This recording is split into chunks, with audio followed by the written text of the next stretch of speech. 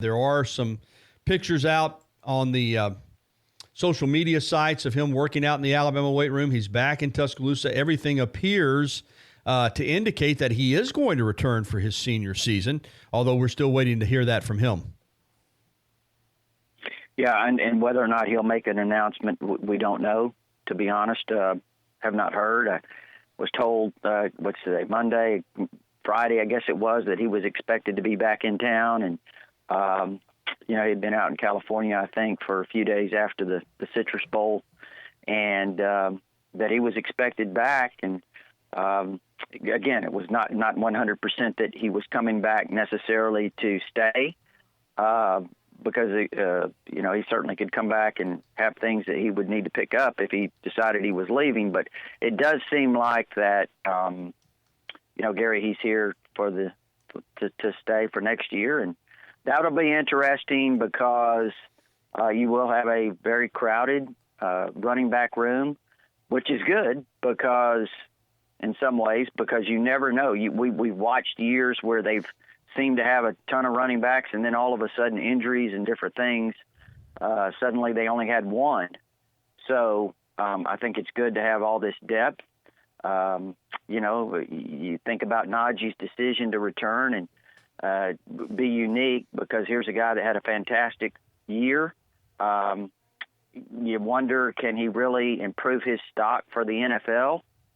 And then you think about the crowded room, running back room, and how they want to get the ball to different guys. And, maybe he won't carry the load like he did this year towards the end of the year, the last half of the season. So it's really an interesting decision when you look at it. It's kind of to me, if I look at it, it's there's some good and then there's some curious about it. Yeah, and for Najee, the thing that's interesting to me, Rodney, is I think we all felt like he wanted to go to the NFL after this season, but he needed to have a good year to do it. And he had a great year, man. I mean, he rushed for 1,224 yards, 13 touchdowns.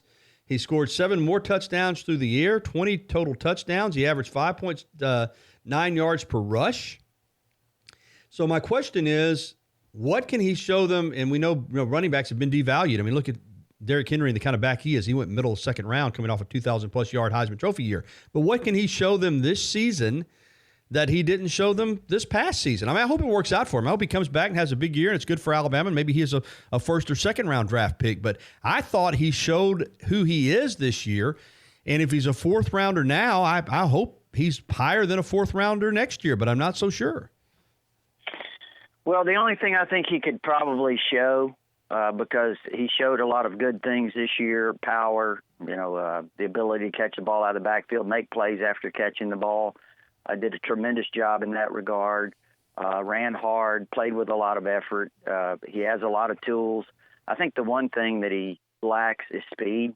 If you look at it now, he is a 225, 230-pound sledgehammer guy, but he hasn't displayed great quickness or some speed. I think his longest run, if I'm not mistaken, is 36 yards, and it was his freshman year in the game against Georgia for the national championship. As I recall. Now, there may have been one longer, but I don't remember. I think that was his longest run. And so I think that's a concern, Gary. I think when you look at Najee, he's probably at best a 4.65, and that's at best. I'm not sure he would even run that consistently, possibly in the 4.7s. So my guess is that speed would have to be the main issue with him. And if he could come back and display a little bit more of that, somehow improve his speed in the off season, maybe it would be helpful to bump him up a little bit. You kind of alluded to this, but if Najee does come back, you've got Brian Robinson going into his senior season. You've got Keelan Robinson. Trey Sanders will be back from injury. Now, Jerome Ford is in the transfer portal, and my expectation is that he will transfer. 3 very talented freshman backs coming in.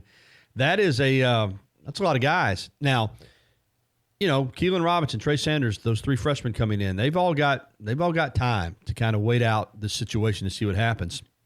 Brian Robinson's in a tough spot here, Rod, because he did not have as good a junior season probably as he expected to have, or we expected him to have. But still, he was in line to possibly be the guy this year. Now Najee's back. Robinson is still going to be behind him. He's got 1 year of eligibility left. It impacts him more than anybody else on this team. What do you think he'll do? Don't know. It's a good question. It's a great question. I think he was looking at this year as an opportunity for him to get some more touches. I think he needs them. Brian's got great straight ahead speed. He's a big kid. He's 225 pounds himself, and has a lot of tools. But I think he's a guy that has to get more carries to kind of get into a rhythm, find his groove. And with Najee coming back, you don't see that happening. But to be honest with you, Trey Sanders, if he can stay healthy, I mean, he's a difference maker type running back. He brings some different things to the table. He's a big play type guy. He can run with power, speed, quickness, all of those things. So he was going to figure in very heavily in terms of the touches this past season had he not been injured. So assuming he's healthy and ready to go, you've got to get him in the mix. And I think Keelan Robinson brings a different look too. You can utilize him in different ways, maybe more as a receiver at times. But so all of those guys, the 3 younger freshmen, certainly you can kind of, if you have that luxury, you can put them on the shelf a little bit and let them learn. But the other guys, it's going to be, in terms of touches, going to be interesting because, and I go back to what I said at the very beginning, Najee carried the load down the stretch. Got a lot of carries, and that's what he needs. He's got to have touches to be productive. And I'm not really sure this year. It'll be interesting to see if he will be a guy that will the way I see it, I just don't see him quite carrying the load like he did the second half of this season. Interesting. Steve Sarkisian's name was bandied about for the Mississippi State job there in Starkville. Reports that he had serious discussions with John Cohen, the AD. State hires Mike Leach. How big is it for Alabama's offense, for Mac Jones, for all the quarterbacks, for Bryce Young, just for the continuity? There's been so many coordinator changes. How big is it for Alabama that Sark's back another year to run the offense?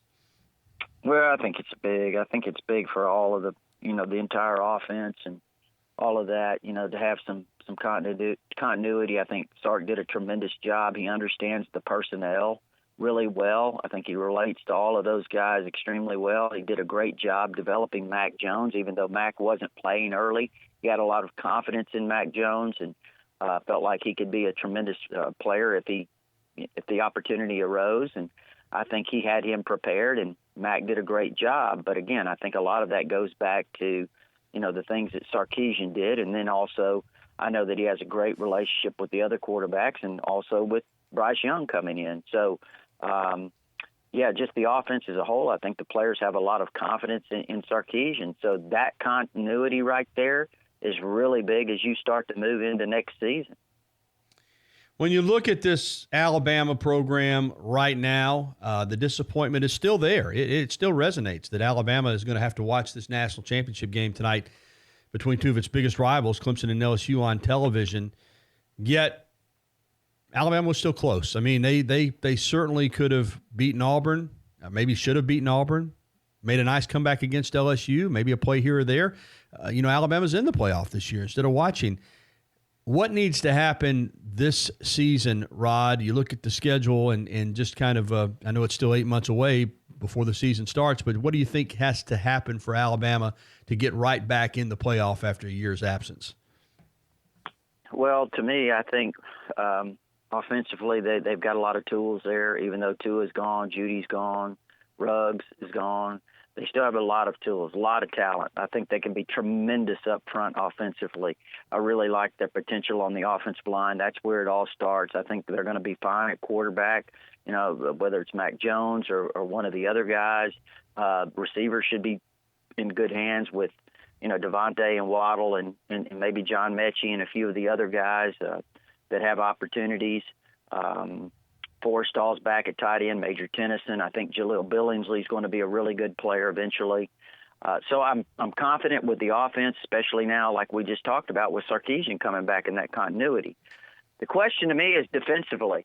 Whatever it is, whatever changes that Nick Saban deems necessary to make, whether it's personnel or coaches in certain spots whatever that is, they've got to get that shored up. I think they've got to become, first and foremost, a better tackling team. And I said this before, Gary, on your show. This is one thing that really stuck out to me. And I know that defensively up front, I don't think they played extremely well. They played a lot of young players. We saw all the true freshmen that played. We could name them: Aboibe, Byron Young, DJ Dale. Now, Barmore was a young player, redshirt freshman. Had some injuries, lost LeBron Ray. I think all of those things were key. But one thing that struck me during the season was just in the secondary on some of those throws, the quick throws, the corners, were not sure tacklers. I mean, I don't know if they were playing passive, how they played on the corners, however you want to describe it. But I watched some of the more successful teams, even teams though that might not have, been as good defensively like LSU. LSU had some leaks throughout most of the season, but when I watched that Alabama LSU game, those DBs for LSU, those corners, they were tackling the Alabama receivers pretty well on some of the quick throws, not allowing yards after the catch. And, I watch Alabama on the other hand, and there was several times, even in several games, that the corners just didn't make those sure, quick tackles. I even watched Tennessee in their bowl game against Indiana and how well their DBs were tackling. It was very impressive. So, and again, I'm talking primarily about the corners, and that's the one thing to me. I'd like to see these corners, play with a lot more aggressiveness and be better at tackling. Tonight's game, Rod, I said this earlier on the program, these are two huge rivals for Alabama. Clemson's become the biggest threat to the title on the national scene, and if they win tonight, that's back-to-back 3 and 4 years. You could certainly make the argument that they've dethroned Alabama as the dominant program. And for LSU, that's the SEC West rival. They've got a chance, if they win, I think, to stake a claim maybe as to having the greatest season in college football history if they go 15-0 with who they will have beaten, including Clemson. So it's kind of a lose-lose for Alabama either way in regards to the rivals here. But how do you see this one playing out tonight? Who do you like? Well, I agree with you. I said in a little post this morning on TigerInsider.com, first of all, it really doesn't matter what people say. That's about right. Who's the dynasty and who's all this. That's a bunch of talk. And the main thing is that Alabama get back on course, and hopefully that's the focus, and I know it is. So you really have no control over this other stuff. But listen, I picked Clemson a few weeks ago, not to beat LSU, but to win the whole deal. And I'm not really sure exactly why I did that, Gary. But here's the deal. I do think that their experience on this stage, Dabo's experience, that all these players have played in a lot of big games. I really like Trevor Lawrence. They were very fortunate to beat Ohio State. I thought Ohio State probably should have won that game. But Clemson showed their grit, showed their experience. They didn't fold. They have a tremendous amount of fight in them, and they found a way to win that game. And, the question is, LSU might be the better team, but how do they respond on the big stage tonight? That's going to be interesting to watch. And, we know that Dabo and them have been there, but Trevor Lawrence knows what it is to win these big games. And so I'm sticking with Clemson right now. I don't have a choice. I'm not going to change. I hear you. But I will say this, these people, Alabama fans, everybody has their own opinion. If I'm picking a team to win in terms of what I would want to happen, I would probably still have to go with Clemson, even though they can claim to be the dynasty now or whatever. You play LSU every year. They're in the West, and you certainly don't want them gaining any momentum, just my opinion. I hear you. I'm going to make my pick at the end of the show. All right, before I let you go, Derrick Henry was one of my favorite players at Alabama. And, of course, I've told people for many times, I love when you're running that ball downhill and there's nothing anybody can do about it. I've kind of been beating this drum, but I'm still amazed. I thought he should have been a first-rounder all the way. I looked at what he did in high school, and then recruiting analysts and some coaches wanted to move him to linebacker or defensive end. I watched what he did at Alabama that junior season, Rodney. Let's be clear. That was a good Alabama team, but he put them on his back and took that team to the national championship. And yet still people doubted him. He got to the Titans. Heck, they were talking about trading him 2 years ago. Still haven't given him the big contract. Now they have to keep him. But it's amazing that a guy can be so good, so productive, so freakishly athletic and still be doubted? I guess it's because, do you think it's because he just is so unusual looking that, and Brandon Jacobs was a nice back, but that's who he's compared to most. And Brandon Jacobs was a good back, but he was not Derrick Henry. You just people look at him and just say there's no way somebody that size can be effective over the long haul in the NFL, yet he's just killing people. What do you make of it? Yeah, I think that's it. I mean, no question. I mean, I can't figure out any other reason because he's so, if you want to, and I know this doesn't sound odd, he's odd for the position, the way he's built, the way he looks, kind of, it's unusual. You don't see guys like that as running backs. And I just think for some reason that's the perception. And I mean, obviously it's not reality because you look at what he's done. I mean, when he was in high school, incredible. And like you said, everyone was saying, well, he can't play running back on this level. He's doing that against a bunch of 1A players at Yulee, Florida. He comes up here. I don't know that I've ever seen a player at Alabama that literally put a team on his back like Derrick did that year. I mean, having to carry it 40-plus times a game and never tiring. It was one of the most phenomenal feats. Gary, you and I grew up in a time where if an Alabama back gained 1,000 yards, it was an amazing feat. Did we ever think there would be a guy that would run for 2,219 yards? I didn't. No, never. I mean, and you think about what Herschel Walker did in those years at Georgia and how we thought, wow, 1,600 and 1,700 yards were phenomenal, and then he just shatters that. And, I mean, it was just what he did that year was just simply amazing, and what he's doing now. What is it, 3 straight 180-yard-plus games, Gary? Yeah, never been done in the history of the NFL. Yeah. So, whatever it is, I still don't, and I texted a guy the other day, right after their game, and I said, I still don't think the guy gets the respect, people just don't quite. And I know people are buzzing about him, and he's getting more, but it's still, I mean, it's just, he's phenomenal. And the Titans had an opportunity. They could have locked him up prior to this season, chose not to do it. I think because they still doubted themselves whether or not he was going to be the go-to guy now. Now they'll pay him. They'll pay him or somebody else will. So, we'll see if he can put this team on his back one more time. I mean, they've thrown for less than 100 yards and beaten the Patriots and the Ravens, and now they go to Kansas City. It's an incredible run he's on, much like the stretch run for Alabama in 2015. Yeah. He's doing it again in the NFL. Hey, what's happening on Tider Insider? I know a lot. Well, recruiting's going to be picking up here in the next week or so, obviously, and a lot of talk about the game tonight. That's what's going on now. But again, recruiting's going to pick up. A lot of excitement about Nate Oates, that basketball program, the potential that they're showing. Sure. So a lot of discussion about basketball as well. So, we'll see how that continues to progress throughout the season. TiderInsider.com, still just $48 a year. Check it out or follow Rodney on Twitter at TiderInsider. Thanks, Rod. All right, buddy. Take care.